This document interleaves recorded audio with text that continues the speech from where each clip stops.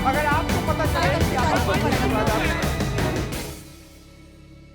उत्तर भारत और दक्षिण भारत के बीच क्या कोई राजनीतिक खाई बढ़ रही है, क्या कोई एक दायरा बढ़ रहा है? वो डीएमके सांसद सेंथिल कुमार के बयान से, जिसमें उन्होंने उत्तर भारत के राज्यों को गोमूत्र स्टेट कह दिया, बाद में माफ़ी भी मांग ली, हालांकि उससे ये बयान शुरू हुआ।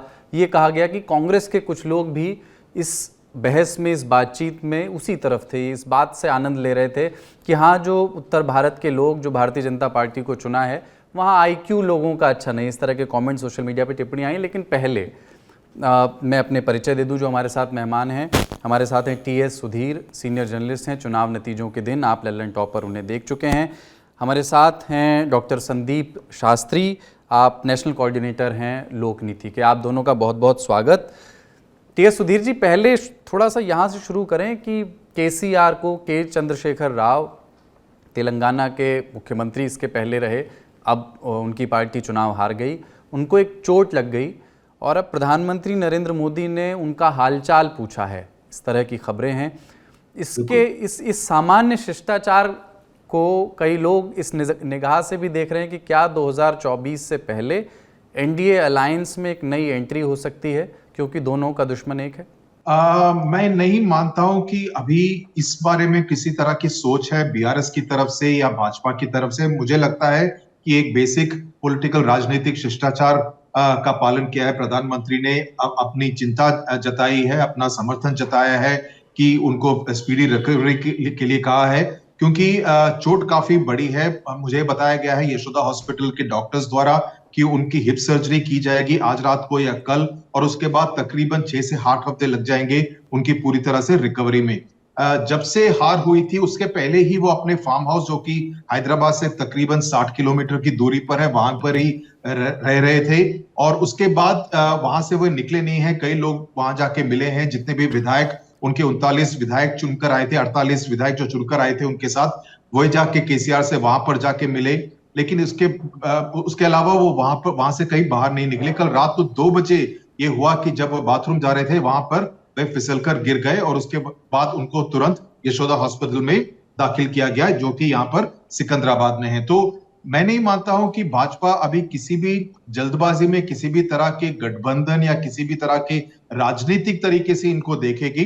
बीआरएस ये चाहेगी कि वे अपने आप को एक शक्तिशाली रीजनल फोर्स की तरह वापस आए, क्योंकि उनका एटलीस्ट जो सेकंड चेन इन कमांड है, केटी रामाराव हो, उनकी बेटी कविता हो, उनके नेव्यू हरीश राव हो, उनका सेकंड चेन इन कमांड काफी क्लियर है। कई सारे राजनीतिक दलों में प्रॉब्लम्स ये आती हैं कि उनका सेकंड चेन इन कमांड में क्लैरिटी नहीं होती है।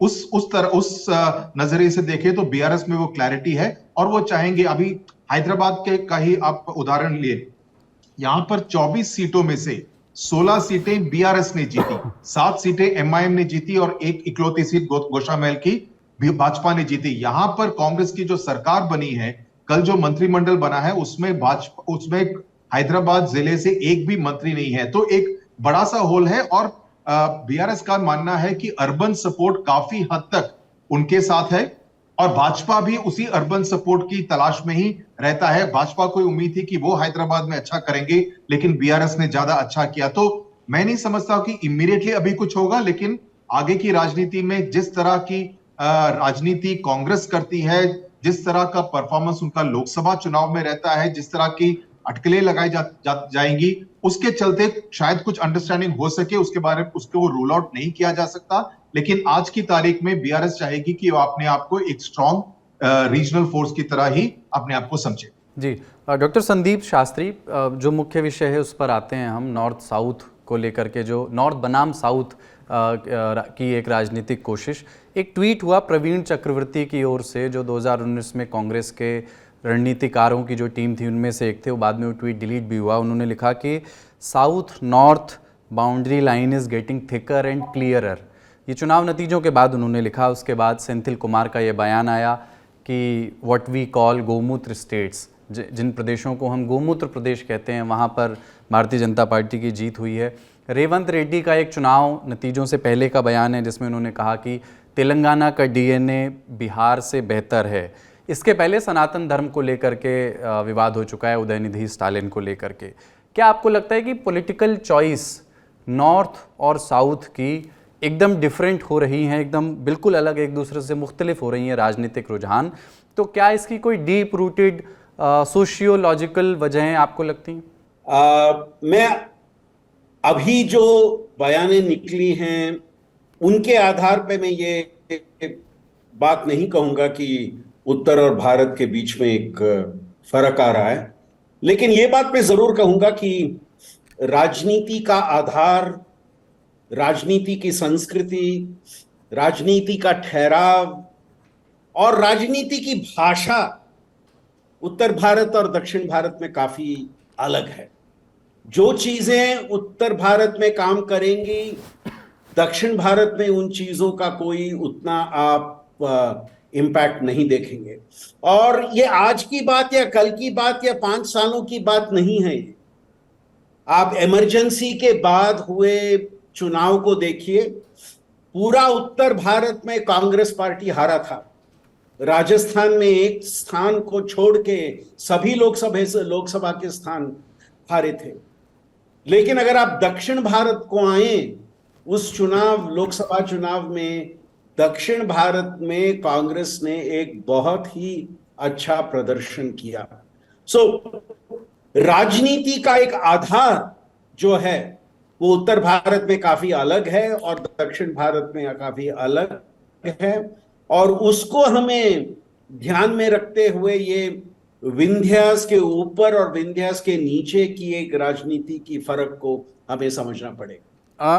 एक सवाल ये कि टी.एस. सुधीर साहब की पॉलिटिकल क्लास जो है दक्षिण भारत की, क्या ऐसा है कि नॉर्थ इंडियंस इन जनरल या नॉर्थ इंडियन पॉलिटिशियंस को लेकर के थोड़ा लुक डाउन करते हैं क्या? मतलब क्या वहाँ से ये समस्या शुरू होती है कि हमारे यहाँ साक्षरता दर बेहतर है, हमारे यहाँ जो ह्यूमन इंडेक्स हैं, साउथ इंडिया की बात कर रहा हूँ, वो बेहतर हैं, नॉर्थ इंडिया में देखिए बीमारू राज्य हैं, इसलिए हम बेहतर चुनाव कर सकते हैं, हम बेहतर क्या इस तरह का एक घमंड पॉलिटिकल क्लास में है साउथ इंडिया के तमाम, मतलब खास तौर से तमिलनाडु, केरला, तेलंगाना, कर्नाटका, ये वाले जो 4-5 प्रदेश हैं?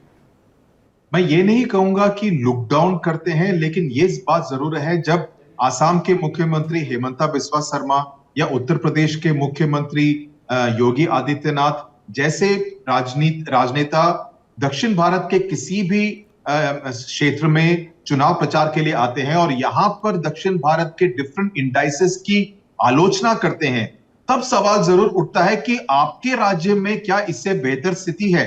मैं आपको उदाहरण दूं, आप केरला के मध्य क्षेत्र में चले जाइए, कोच्चि, एर्नाकुलम, आलपुरा काइंड ऑफ एरियाज में चले जाइए, आपको वहां पर इतने सारे लोग मिलेंगे जो कि आसाम से माइग्रेट होकर वहां पे आए हैं, कई सालों से वहां पर रह रहे हैं, अच्छी मलयालम में बात करते हैं, उनकी 2 पीढ़ियां भी वहां पे, उनके बच्चे भी वहां के स्कूलों में उन्होंने दाखिला लिया है। आप आंध्र प्रदेश हो, तेलंगाना हो, कर्नाटक हो, यहां पर ले लीजिए, आपको यहां पर उत्तर प्रदेश के, बिहार के, उड़ीसा, बंगाल, झारखंड, ये सभी प्रदेशों के कई सारे लोग यहां पर काम करते हुए मिल जाएंगे in construction industry, in brick kill industry, even in the software industry. तो इस तरह का माइग्रेशन काफी है। वो यहां पर इसलिए आकर काम कर रहे हैं क्योंकि ऑब्वियसली यहां पर वर्किंग कंडीशंस उनके प्रदेशों से बेहतर हैं। कोविड के दौरान सबसे ज्यादा माइग्रेशन कर्नाटक, तेलंगाना और आंध्र प्रदेश से हुआ, वापस झारखंड, उड़ीसा और बिहार की तरफ। ये क्यों हुआ? ये ऑब्वियसली इसलिए हुआ क्योंकि वो यहीं पर सभी लोग काम कर रहे थे। मुझे याद है उस समय तब के मुख्यमंत्री के चंद्रशेखर राव ने कहा था कि हम आपके लिए ट्रेनों की सुविधा प्रदान करेंगे, आपको यहां से चलकर जाने की जरूरत नहीं है, क्योंकि आपका भी योगदान है इस पूरे लेबर मार्केट में, आपका भी योगदान है तेलंगाना के पूरे इकोसिस्टम की तरफ। लेकिन जब यहां पर राजनीतिक कारणों की वजह से एक हेमंता बिस्वा शर्मा या योगी आदित्यनाथ आकर यहां पर लोगों की, या अब केरला में जाके आप उसको इथियोपिया कहेंगे, सोमालिया कहेंगे, केरला में जाके वहां के हेल्थ सिस्टम या एजुकेशन सिस्टम की आलोचना करेंगे, तो ऑब्वियसली वहां के लोगों को कुछ गुस्सा जरूर आएगा। इनफैक्ट मैं ये किताब देख रहा था before coming for this particular show, and I just want two point out one statistic. Of course this is based on the 2011 census, the total number of beds in public hospitals, which is a clear indicator कि आपकी स्वास्थ्य का पूरा ecosystem कैसा है। यहां पर आप देखें, कर्नाटक में 1054 बेड्स पर मिलियन पॉपुलेशन, केरला में 1076, Tamil Nadu में 1014, all three prominent states having, I'm not going into, okay, Andhra and Telangana are bifurcated and they are a little low, but three major South Indian states जिनके कि 1000 के ऊपर हैं, उसके मुकाबले आप बिहार में जाएं, वहां पर 98 हैं। अगर आप उत्तर प्रदेश देखें, वहां पर 333 हैं। सो ऑब्वियसली इस तरह के प्रश्न जरूर उठेंगे कि क्या उत्तर भारत के राजनेताओं को यहां पर दक्षिण भारत में आकर राजनीतिक कारणों से यहां पर लोगों की आलोचना करनी चाहिए, यहां का पूरे माहौल को की आलोचना करनी चाहिए। मैं ये नहीं कहता कि जो डीएमके के सांसद डॉक्टर सेंथिल ने कहा वो ठीक था या नहीं, because obviously to call someone a gaumutra state is extremely offensive, no one is going to like it. और पिछले कई सालों में हमने देखा है कि राजस्थान, मध्य प्रदेश, उत्तर प्रदेश काफी अच्छा कर रहे हैं, लेकिन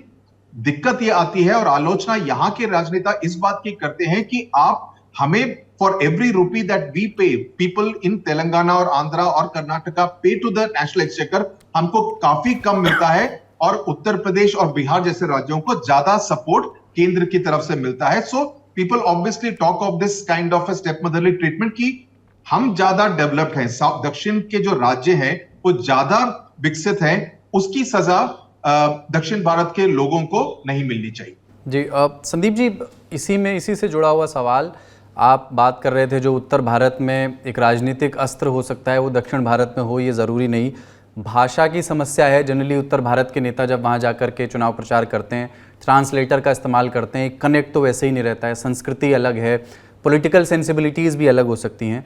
पर क्या आपको ऐसा लगता है कि 2014 में नरेंद्र मोदी के प्रधानमंत्री बनने के बाद केंद्र में, दिल्ली में भारतीय जनता पार्टी के आने के बाद जो दक्षिण और उत्तर के बीच का पॉलिटिकल डिवीज़न है वो खाई थोड़ी सी और बढ़ी है, थोड़ी सी शिकायतें और बढ़ी हैं?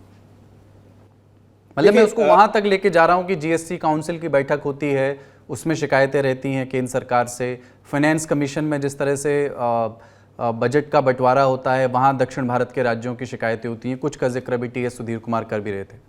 देखिए, सुधीर जी ने इसके बारे में थोड़ा काफी कुछ कहा है, मैं उसको रिपीट नहीं करूंगा। मैं और दो अंशों पे आपका ध्यान डालूंगा। एक ये है, पिछले 2 सालों में एक नई बहस अभी शुरू हो गई है इस डिलिमिटेशन को लेके। इस डिलिमिटेशन को लेके काफी दक्षिण भारत के राज्यों में ये बहस शुरू हुई है कि अगर जनसंख्या के आधार पर केवल हम लोकसभा स्थानों का एक बंटवारा राज्यों के बीच करेंगे तो दक्षिण भारत से 25 स्थान ऑटोमेटिकली उत्तर भारत को शिफ्ट हो जाएंगे और इसमें सबसे ज्यादा नुकसान होगा तमिलनाडु, केरला, कर्नाटका, आंध्रा और तेलंगाना। इन 5 राज्यों में से 25 स्थान जाएंगे, सबसे ज्यादा तमिलनाडु का जाएगा, उसके बाद केरला, उसके बाद कर्नाटका, तेलंगाना और आंध्रा। और ये 25 स्थानों सब जा रहे हैं उत्तर भारत के राज्यों। तो एक चर्चा शुरू हो गई है भारत में कि क्या जनसंख्या नियंत्रण पे जो दक्षिण भारत ने अच्छा काम किया है उसके कारण हमारी एक रिप्रेजेंटेशन क्या कम होनी चाहिए, लोकसभा में हमारी रिप्रेजेंटेशन क्या कम होनी चाहिए। इसी कारण से आप लोकसभा की चर्चाओं में भी देखिए, राज्यसभा की चर्चाओं में देखिए, ज्यादा उस चर्चाओं में भाग लेते हैं उत्तर भारत के सदस्य और जिन सदस्यों को हिंदी में बात करने की एक कैपेसिटी है। हमारे यहां से सदस्य जो चाहते हैं, मैं कर्नाटक और तमिलनाडु की बात कर सकता हूं, यहां पे ज्यादा लोगों को यहां की लोकल भाषा मालूम होती है।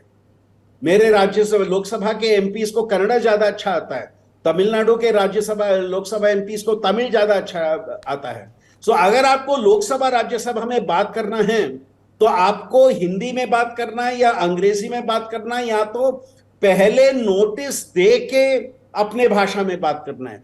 उसका परिणाम क्या हुआ, आपको भाग लेने का मौकाएं कम हुई, ये भी आप ध्यान में रखिए। और एक तरह से भाषा, मैं कहूंगा सुधीर इस बात को मानेंगे या नहीं, भाषा का विरोध दक्षिण भारत में हिंदी भाषा का विरोध नहीं है।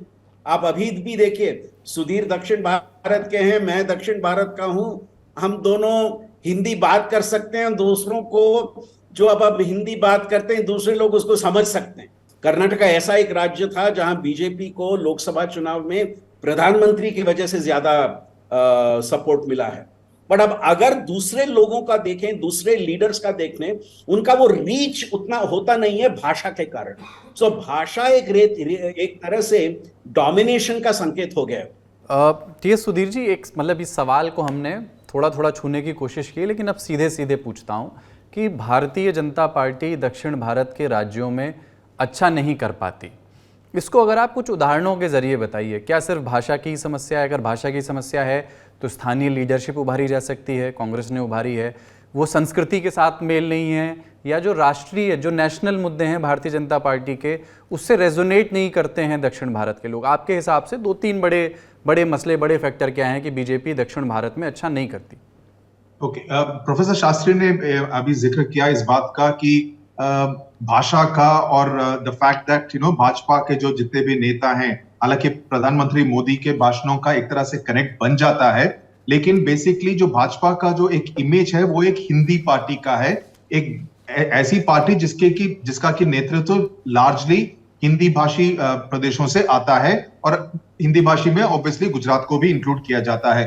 तो इस वजह से there is a bit of a resistance. लेकिन इसके साथ साथ मैं ये भी कहना चाहूंगा कि अगर हम देखें कि भाजपा का एक तरह से डोमिनेशन साउथ इंडिया में उस हद तक क्यों नहीं हुआ जिस हद तक उत्तरी भारत के प्रदेशों में हुआ है, उसका मेन कारण है हर स्टेट का एक स्पेसिफिक रीजन। अभी केरल का उदाहरण दूं तो केरला में सबसे ज्यादा आरएसएस की शाखाएं हैं, लेकिन उसके बावजूद भाजपा उस आरएसएस के बल को अपने लिए एक राजनीतिक वेपन की तरह इस्तेमाल नहीं कर पाई, बिकॉज एक तरह का वहां प्रदेश में एक तरह का लीडरशिप उभर कर नहीं आया है, and culturally, historically, politically, for many reasons वहां पर वामपंथी दल और कांग्रेस के अलग अलग गुटों का एक तरह से वहां पर ज्यादा दबदबा रहा है केरला में। जहां तक तमिलनाडु का सवाल है, वहां पर एक एंटी हिंदी एजिटेशन चला था 1965 में। जैसे प्रोफेसर शास्त्री ने कहा, this is not against Hindi as a language. Tamil Nadu में कई सारे लोग हैं जो कि आजकल हिंदी में बात कर पाते हैं, लेकिन जब आप हिंदी को एक कंपल्सरली एक भाषा के रूप में आप एक डोमिनेशन का एक वेपन की तरह उसको डालेंगे, तब ऑब्वियसली लोगों में एक तरह का there is an opposition to that, there is a pushback. और ये इसलिए है क्योंकि Tamil obviously is one of the oldest languages in the world, so there is a sense of Tamil pride in the Tamil language. और दूसरी बात, और आप इस पर भी गौर कीजिए कि जितने भी जो रीजनल पार्टीज आई हैं दक्षिण भारत में, they have come because of cultural and linguistic reasons. DMK हो, तेलुगु देशम हो, तेलंगाना राष्ट्र समिति हो, जो कि इस प्रदेश के within the larger Andhra Pradesh एक रीजन की बात करने के लिए तेलंगाना राष्ट्र समिति का गठन हुआ 2001 में। तो यहां पर जो जितने भी राजनीतिक दल हैं, जो क्षेत्रीय दल हैं, they have come because of more of socio cultural and linguistic reasons. लेकिन जो उत्तरी भारत के ज्यादातर, मैं सभी की बात नहीं करूंगा, लेकिन ज्यादातर जो क्षेत्रीय दल हैं, they are a product of the मंडलाइजेशन of politics। Samajwadi party हो या लालू प्रसाद यादव की आरजेडी हो या जेडीयू हो, they are all the product of different stages of मंडलाइजेशन। तो मैं मानता हूं कि ये एक बेसिक डिफरेंस है the regional parties of south जिस तरह से राजनीति को देखते हैं, and the regional parties of north India जिस तरह से वो राजनीति को देखते हैं। और इसी वजह से मुझे लगता है कि इस पूरे भाषा को देखने के लिए भी उनका एक रवैया थोड़ा अलग से रहता है। जी संदीप जी, एक सवाल और कि द्रविड़ आंदोलन का बड़ा असर रहा दक्षिण भारत में, खासतौर से तमिलनाडु में। जो समस्या वहाँ भारतीय जनता पार्टी को पेश आती है दक्षिण भारत में अपने राजनीति को विस्तार देने के लिए, वो कांग्रेस को क्यों नहीं आती? वैचारिक तौर से पूछ रहा हूँ। एक एज तो कांग्रेस के पास ये है ही कि वो एक लंबे समय से भारतीय जनता पार्टी के मुकाबले लंबे समय से दक्षिण भारत में सक्रिय हैं, देश की सबसे पुरानी और सबसे मजबूत पार्टी एक समय वो रहे हैं। लेकिन क्या किसी तरह का कोई वैचारिक बैकलैश कांग्रेस को वैसा नहीं फेस करना पड़ता जैसा भारतीय जनता पार्टी को फेस करना पड़ता है? जबकि अगर आप उत्तर भारत में दोनों की जो राजनीतिक विचारधारा है, बहुत लोग कहते हैं कि बस गाय को माइनस कर दीजिए तो बहुत ज़्यादा फर्क नहीं है, ये बहुत सारे राजनीतिक जानकार कहते हैं। तो वो समस्या कांग्रेस को पेश क्यों नहीं आती है जो बीजेपी को पेश आती है दक्षिण भारत में? देखिए, कांग्रेस दक्षिण भारत के सभी राज्यों में उसका काफी वर्षों से प्रेजेंस रहा है। तमिलनाडु में भी 60s तक कांग्रेस पार्टी की एक डोमिनेंट प्रेजेंस थी, जब तक डीएमके की बर्थ नहीं हुई और उसके बाद अन्ना डीएमके आई। जब ये दो पार्टी आए तब तमिलनाडु के राजनीति से थोड़ा कांग्रेस को हटना पड़ा। लेकिन आप आंध्रा देखिए, कर्नाटका देखिए, एक ध्यान में रखिए, कर्नाटका और आंध्रा में 1983 तक वो उनका अनइंटरप्टेड रूल था। 1947 से 1983 तक कांग्रेस का आंध्रा में हो या कर्नाटका में हो कोई विरोध नहीं था, वही पार्टी बार बार सत्ता में आती थी।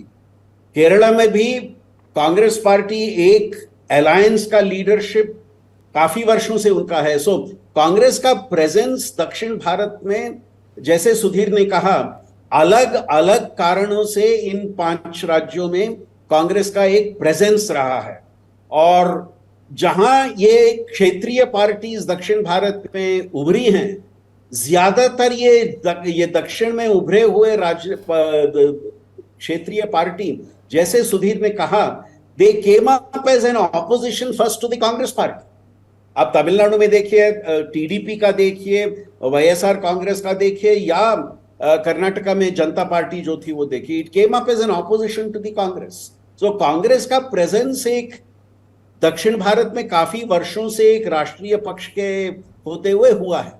अभी जब बीजेपी ने दक्षिण में एक प्रवेश का प्रयत्न किया, बीजेपी को एक राष्ट्रीय पक्ष कांग्रेस के रूप में और एक क्षेत्रीय पक्ष जो टीडीपी हो सकता है, डीएमके हो सकता है, या और कोई पक्ष हो सकता है, उसका विरोध वहां पे उसको करना पड़ा। कर्नाटका में कांग्रेस और जनता पार्टी दोनों थे, सो 2 राष्ट्रीय पक्ष थे। दूसरे राज्यों में एक राष्ट्रीय पक्ष और एक क्षेत्रीय पक्ष था। सो उस कारण से बीजेपी को एक अपना स्पेस कार्व आउट करने में दक्षिण भारत में थोड़ा मुश्किल रहा। और जिन मुद्दों के आधार पे उत्तर भारत में बीजेपी ने एक अपना स्थान कार्व आउट किया है, वो मुद्दे दक्षिण भारत में उतने इफेक्टिव नहीं थे। मैं हिंदुत्व को उदाहरण लेता हूं। कर्नाटका में जब बीजेपी एक पक्ष की तरह उभरी, वो हिंदुत्व के नारे पे नहीं उभरी। ऑफ कोर्स राज्य के कई भाग हो सकते हैं, दक्षिण कन्नड़ा के डिस्ट्रिक्ट हो सकती है, लेकिन दूसरे एरियाज में अगर बीजेपी का राइज कर्नाटका में हुआ, लिंगायत वोट का सपोर्ट से हुआ, लिंगायत वोट में उनका लीडरशिप था, उस कारण से हुआ। तो जिस कारण से साउथ इंडिया में उसका, कर्नाटका में जो पहले राज्य में वो जब रूलिंग पार्टी बनी, कर्नाटक में जब उनका एक प्रवेश हुआ, वो प्रवेश का कारण उनका हिस्टोरिक कारण ऑफ नॉर्थ इंडिया नहीं थे। यहां पे थोड़े यूनिक कारण थे जिस तरह से वे उभरी, और उसी यूनिक कारण से आपको अभी तक राज्य में चुनाव में मेजॉरिटी नहीं मिला है, विधानसभा चुनाव में कर्नाटक में, क्योंकि जो मुद्दे उत्तर भारत में चलते हैं वो यहां पे नहीं चलते हैं। तो उसी कारण से थोड़ा बीजेपी को दक्षिण भारत के राज्यों में एक मेजर स्पेस डेवलप करने में कारण एक समस्या रही है। ये 2-3 कारण जो मैंने अभी तक चर्चा किया है, उन कारणों की वजह से शायद मुझे लगता है बीजेपी को उतना यहाँ पे डेवलपमेंट होने की मौका नहीं रही। ठीक है सुधीर जी, 2024 के लोकसभा चुनाव के लिहाज से तेलंगाना के बारे में खासतौर से ये बात बहुत सारे राजनीतिक जानकार कहते हैं कि उसके जो नतीजे आए हैं वो 2024 के लोकसभा चुनाव पर उसका असर देखने को मिल सकता है, कि वहाँ से जो है कांग्रेस की सीटें बढ़ सकती हैं। इसे लेकर के क्या राजनीतिक जानकारों के बीच में किस तरह की कश्मकश चल रही है, बातचीत चल रही है, थोड़ा सा इसको समझाएं। क्या इस बात पर ये चर्चा सही है कि तेलंगाना ने जो रिजल्ट दिए हैं वो कांग्रेस को 2024 में कम से कम उस प्रदेश की लोकसभा सीटों को लेकर के मुस्कुराने का मौका दे सकता है? बिल्कुल, बिकॉज अगर ये विधानसभा चुनाव में जिस तरह के नतीजे आए, उसे एक बात तो साफ थी कि लोग काफी समझदार हैं। लोग अपने मुद्दों पर वोट करते हैं और इस बात का भी ध्यान रखते हैं कि वो किस चुनाव के लिए वोट कर रहे हैं। इस बारी उनको मालूम था कि इस बारी हमको हैदराबाद में एक सरकार चुनकर देनी है। तो जहां तक ग्रामीण इलाकों का था तेलंगाना में, उन्होंने निर्णय किया कि हम इतने खुश नहीं हैं केसीआर के जितने भी विधायकों से, उन्होंने काफी लोगों को रीनॉमिनेट किया है, उनसे हम खुश नहीं है, काफी भ्रष्टाचार है, एक तरह से एरोगेंस था, घमंड था, उनसे बातचीत नहीं हो पाती थी, इनएक्सेसिबिलिटी का इशू था। तो इस वजह से ग्रामीण इलाकों में हमने देखा कि बीआरएस को काफी हार का सामना करना पड़ा। उसके साथ साथ ही हमने देखा कि शहरी इलाकों में पूरी तरह से बीआरएस का काफी उनके चली, क्योंकि हैदराबाद में कांग्रेस को एक भी सीट नहीं मिली। तो इस तरह का एक डिवाइड देखने को मिला है। तो इससे पता चलता है कि लोग समझदारी से वोट करते हैं। यहां पर भी उन्होंने सेम विधायकों को नॉमिनेट किया, लेकिन यहां पर वोट लगा केटी रामाराव के चेहरे पर, जिनको कि मानते हैं कि that he is the symbol of the more aspirational Hyderabad, the more modern Hyderabad, the more development oriented Hyderabad. मैं मानता हूं कि लोकसभा चुनाव में भी लोग उसी समझदारी को दिखाएंगे। उनको मालूम रहेगा कि अब हमको दिल्ली में सरकार चुननी है, तो यहां पर क्या बीआरएस का किसी भी तरह का एक रोल रहेगा या नहीं। मैं मानता हूं कि 2024 अप्रैल के महीने में जब चुनाव होंगे, तब मुकाबला सीधा भाजपा और कांग्रेस के बीच में होगा। पिछली बारी जब बीआरएस को, जब तेलंगाना राष्ट्र समिति था उनका नाम, तब उन्होंने 88 सीट जीती थी, और उनका मानना था अरे हमने इतनी सारी सीटें विधानसभा में दिसंबर 2018 में जीत ली, तो इसका मतलब अप्रैल 2019 में हम तो पूरी 16 के 16 जीत जाएंगे, एक सीट असदुद्दीन ओवैसी हैदराबाद में। लेकिन हुआ यह कि उनकी टैली आ गई 9 में। भाजपा जिन्होंने सिर्फ एक विधायक, जिनका सिर्फ एक विधायक चुनकर आया था 2018 में, अब उन्होंने 4 लोकसभा सीटें जीत ली नरेंद्र मोदी के नाम पर। कांग्रेस ने 3 लोकसभा सीटें जीत ली। तो इसका मतलब है कि लोग जानते हैं कि ओके, कहां पर किसका रोल है, कि क्या हमको केंद्र में किसी क्षेत्रीय दल के होने की जरूरत है या नहीं। दूसरी बात जो बीआरएस के अगेंस्ट जाएगी, हमने देखा जब से उनका भाजपा के साथ एक तरह का झगड़ा हुआ, जब भी प्रधानमंत्री हैदराबाद या तेलंगाना के किसी भी जिले में आते थे, के चंद्रशेखर राव उनको रिसीव करने के लिए नहीं जाते थे। पूरी तरह से उनके बीच में स्टेट गवर्नमेंट और सेंट्रल केंद्रीय सरकार के बीच में कम्युनिकेशन पूरी तरह से ब्रेकडाउन हो गया, ठप हो गया।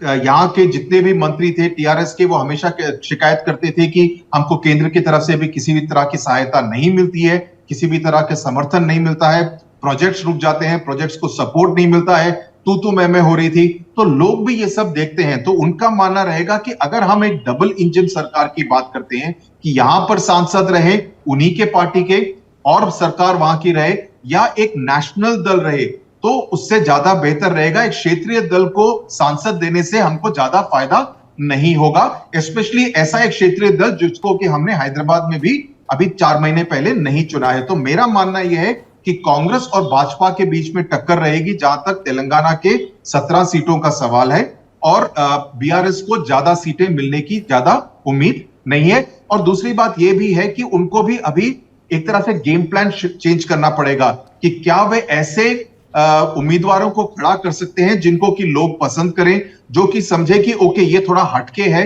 अगर केसीआर फिर से उन्हीं चेहरों को रीनॉमिनेट करते हैं, तो वो वही गलती करेंगे जो उन्होंने विधानसभा चुनाव में की। ठीक है, बहुत शुक्रिया टीएस सुधीर, और बहुत शुक्रिया डॉक्टर संदीप शास्त्री, दोनों एक्सपर्ट जो हमारे साथ जुड़े थे। राजनीति का आनंद लेते रहिए। 2024 में क्या है ये तो अभी किसी को नहीं मालूम, लेकिन ये जो हलचलें हैं वो ज़रूर आनंद देती हैं।